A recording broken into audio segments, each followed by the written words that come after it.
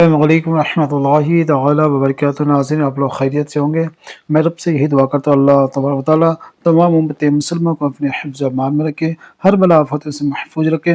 جی آج ہم بات کریں گے اس بورڈ میں کلمہ توحید، چوتھی کلمہ کی بات کریں گے۔ چوتھی کلمہ اس کو step by step words by words پڑھیں گے، اور آخری میں ہم اس کے تفسیر مثلاً اس کے ہم اردو ترجمہ کے ساتھ جانیں گے کہ کیا ہوتا ہے۔ تو انشاءاللہ آپ لوگ ویڈیو میں بنے رہے، ویڈیو کو اسکرپ نہ کریں، پسند آ رہے تو آپ ویڈیو کو لائک اور سبسکرائب کر دیں۔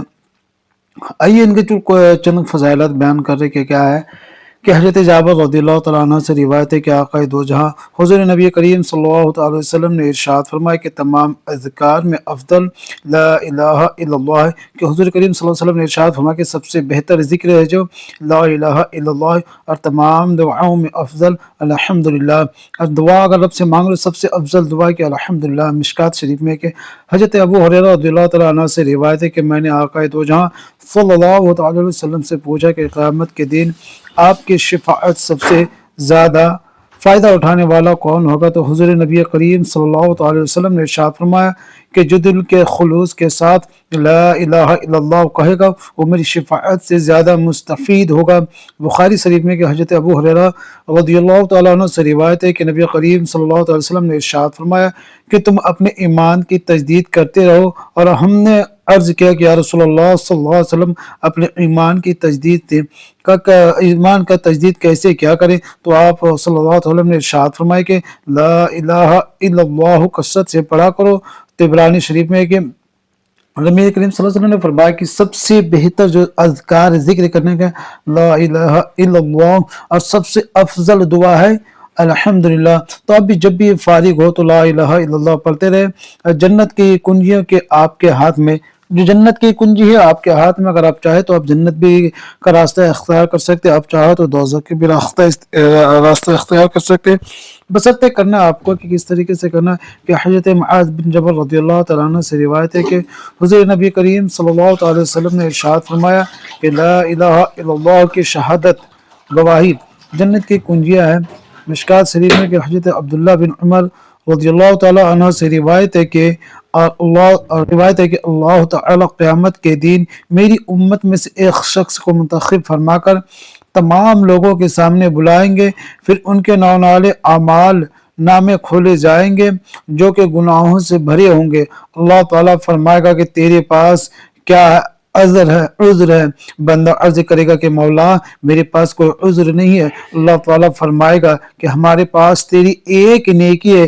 پھر ایک کاغذ پرزہ لیا جائے گا جس پر کلمہ لکھا ہوگا، پھر ترازو کے ایک پلڑے پہ گناہ ہوں گے، اور پھر وہ گناہ ہوں گے اور نئے نالو اعمال نامے رکھے جائیں گے۔ دوسرے پلڑے میں پلڑے میں کلمہ شہادت والا پرزہ رکھا دیا جائے گا۔ پھر یہ پیش پر زیادہ عمل ناموں پر بھاری ہوگا۔ ترمذی شریف کے نبی کریم صلی اللہ علیہ وسلم کا حضور کریم صلی اللہ علیہ وسلم فرمایا کہ جب قیامت کا دن ہوگا ایک شخص کے نام اعمال کو اس کی قیامت کے دن میں کھولا جائے گا۔ اللہ تعالیٰ اسے کہا اے شخص تیرے نام اعمال میں کوئی عذر کوئی نیکی ہے تو بتا۔ تو وہ شخص کرے گا یا اللہ میرے نام اعمال میں کوئی عذر کوئی نیکی نہیں ہے۔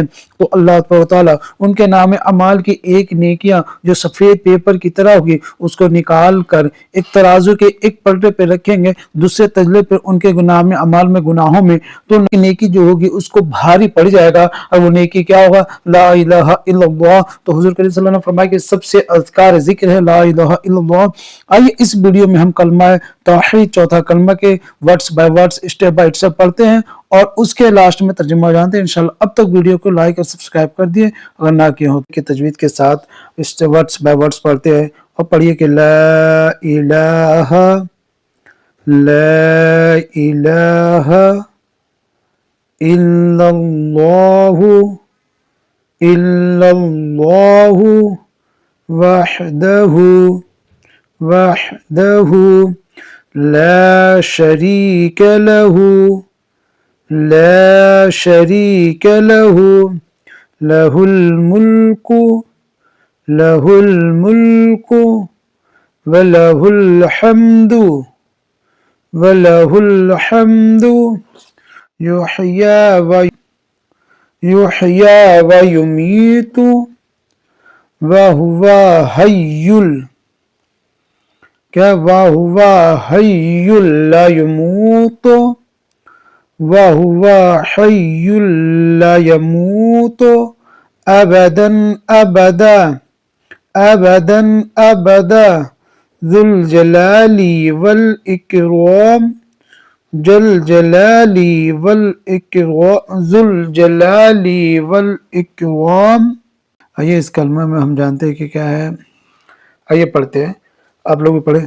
لا الہ لا الہ الا اللہ الا اللہ وحدہ وحدہ لا شریک لہ وحدہ لا شریک لہ لہ الملک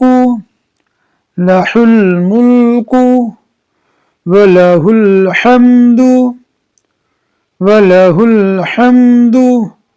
يُحْيِي وَيُمِيتُ وَهُوَ حَيٌّ لَا يَمُوتُ وَهُوَ حَيٌّ لَا يَمُوتُ أَبَدًا أَبَدًا أَبَدًا أَبَدًا ذُو الْجَلَالِ وَالْإِكْرَامِ ذُو الْجَلَالِ وَالْإِكْرَامِ بِيَدِهِ الْخَيْرُ بِيَدِهِ الْخَيْرُ وَهُوَ عَلَى كُلِّ شَيْءٍ قَدِيرٌ۔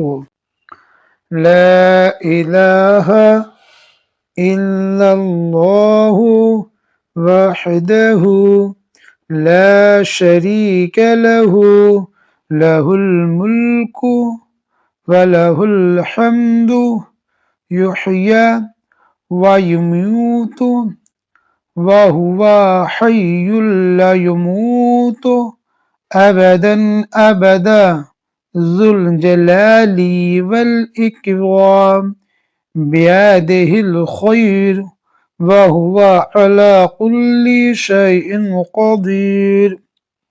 اب اس کا ترجمہ کیا ہے کہ لا الہ الا اللہ وحدہ لا شریک لہ، کہ اللہ کے سوا لا الہ الا اللہ، اللہ کے سوا کوئی معبود نہیں، وحدہ وہ اکیلا ہے، لا شریک لہ اس کا کوئی شریک نہیں، لہ الملک اسی کے لیے، وَلَهُ الْحَمْدُ بادشاہی اور اسی کے لیے تعریف ہے، یحیی وَیُمِیتُ وَهُوَ حَیٌّ لَا یَمُوتُ وہی زندہ کرتا ہے وہی مارتا ہے، اس کا ہرگز کبھی موت نہیں آئے گی، وہ بڑا جلال اور بزرگ والا ہے، اس کے ساتھ میں بھلائی ہے اور وہ ہر چیز پر قادر ہے، علی کل شیء قدیر وہ ہر چیز پہ قادر ہے۔ انشاءاللہ ویڈیو پسند ہے تو لائک بھی سبسکرائب بھی کر دیں، دعا میں یاد رکھیں۔ السلام علیکم ورحمۃ اللہ۔